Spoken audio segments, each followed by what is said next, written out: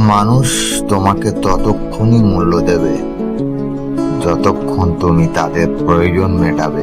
একবার নিজের কথা ভাবতে শুরু করো, দেখবে অনেক সম্পর্কই বদলে গেছে। স্বার্থ বদলালে মানুষও বদলে যায়।